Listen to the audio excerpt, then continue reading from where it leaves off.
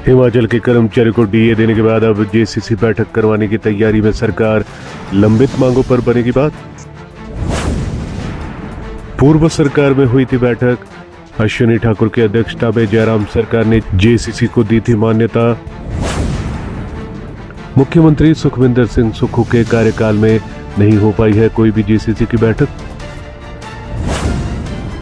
अब कर्मचारियों को बंधी नए वेतनमान के एरियर मिलने की आस।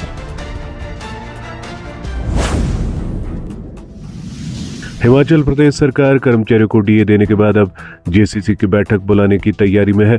इस बैठक में कर्मचारियों की लंबित मांगों पर विचार किया जाएगा।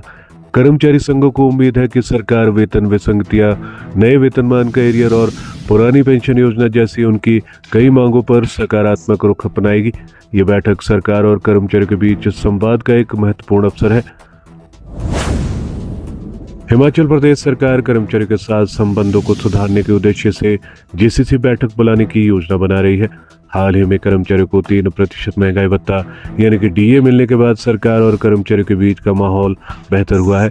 इस स्थिति में कर्मचारियों की सबसे बड़ी संस्था की बैठक होने की संभावना बढ़ गई है। वर्तमान में प्रदेश सरकार के निकट प्रदीप ठाकुर है और कर्मचारी राजनीति का केंद्र बन गए हैं। कर्मचारियों का प्रतिनिधित्व करने वाले 3 प्रमुख संगठनों ने सरकार से अनुरोध किया है कि शीघ्र ही जेसीसी की बैठक आयोजित की जाए ताकि कर्मचारियों के हितों पर चर्चा की जा सके। प्रदेश सरकार की सत्ता में 3 वर्ष पूर्ण होने को है, लेकिन अभी तक जेसीसी का गठन नहीं हो पाया है। पूर्व सरकार में हुई थी बैठक। यदि पिछली भाजपा सरकार की बात करें तो अश्विनी ठाकुर की अध्यक्षता में जयराम सरकार ने जेसीसी को मान्यता दी थी और उस समय बैठक भी आयोजित की गई थी। सत्ता परिवर्तन के बाद कर्मचारी संगठन अपनी मांगों को लेकर मुख्यमंत्री के समक्ष मिलते रहे हैं, लेकिन जेसीसी की बैठक का आयोजन नहीं हो सका है।